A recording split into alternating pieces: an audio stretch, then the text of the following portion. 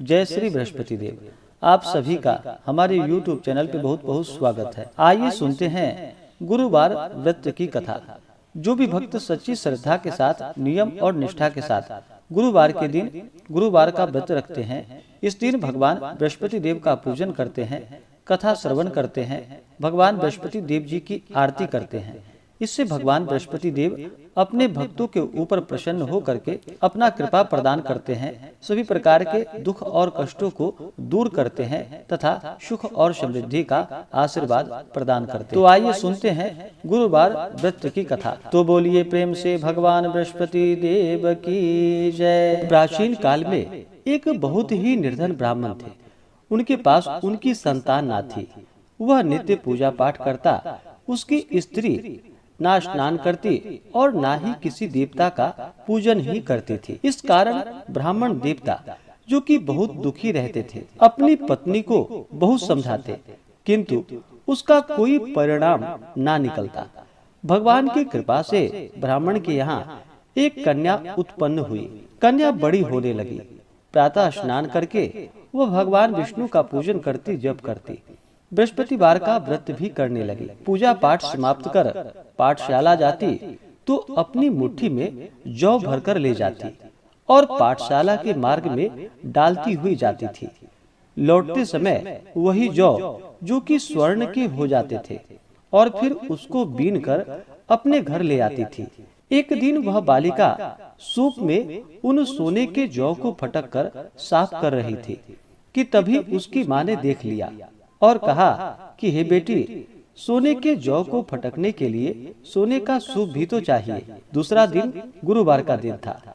कन्या ने व्रत रखा और भगवान बृहस्पति देव से सोने का सूप देने की उनसे प्रार्थना करने लगी और कहा कि हे प्रभु, यदि सच्चे मन से मैंने आपकी पूजा की हो तो मुझे सोने का सूप दे दो। बृहस्पति देव ने उसकी प्रार्थना को स्वीकार कर ली। रोजाना की तरह वह कन्या जौ फैलाती हुई पाठशाला चली गई। पाठशाला से लौटकर जब वह जौ बीन रही थी तो बृहस्पति देव जी की कृपा से उसे सोने का सूप मिला। उसे वह अपने घर ले आई और उससे जौ को फटककर साफ करने लगी, परंतु उसकी माँ का फिर से वही उसका रंग और ढंग रहा। एक दिन की बात है। कन्या सोने के सूप में जब जौ को साफ कर रही थी, उस समय उस नगर का राजकुमार वहां से निकल रहा था।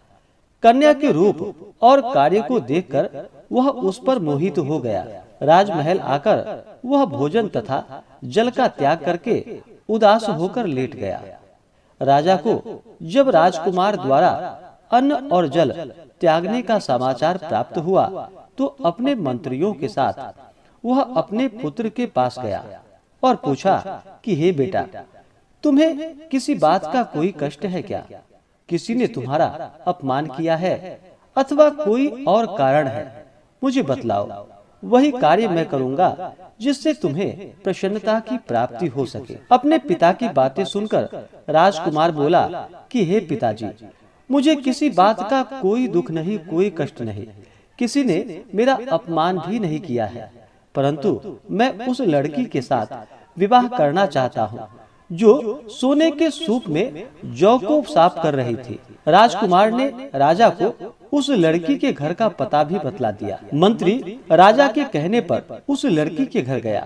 मंत्री ने ब्राह्मण के समक्ष राजा की ओर से निवेदन किया। कुछ ही दिनों के बाद ब्राह्मण की कन्या का विवाह राजकुमार के साथ संपन्न हो गया। कन्या के घर से जाते ही ब्राह्मण के घर में पहले की भांति गरीबी का निवास हो गया। एक दिन दुखी होकर ब्राह्मण अपनी पुत्री से मिलने गए। बेटी ने पिता की अवस्था को देखा और अपनी माँ का हाल पूछा।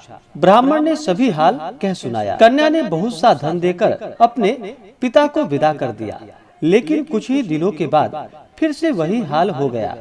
ब्राह्मण फिर अपनी कन्या के यहाँ गया और सभी हाल कहा तो पुत्री बोली कि हे पिताजी, आप माता जी को यहाँ लिवा लाओ। मैं उन्हें यह व्रत की विधि बतला दूंगी जिससे कि गरीबी दूर हो जाती है। ब्राह्मण देवता अपनी स्त्री को साथ लेकर के अपनी पुत्री के पास राजमहल पहुँचे तो पुत्री अपनी माँ को समझाने लगी कि हे माँ, तुम प्रातः काल स्नान आदि करके विष्णु भगवान का पूजन करो और बृहस्पतिवार का व्रत करो तो सब दरिद्रताएं दूर हो जाएंगी। परंतु उसकी माँ ने उसकी एक भी बात नहीं मानी।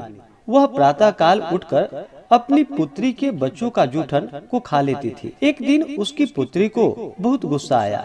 उसने अपनी माँ को एक कोठरी में बंद कर दिया और प्रातः उसे स्नान आदि करा करके उससे पूजा पाठ करवाया तो उसकी माँ की बुद्धि ठीक हो गई। इसके बाद वह नियम से पूजा पाठ करने लगी और प्रत्येक बृहस्पतिवार को व्रत भी करने लगी। और फिर इस व्रत के प्रभाव से मृत्यु के बाद वह स्वर्ग को गई।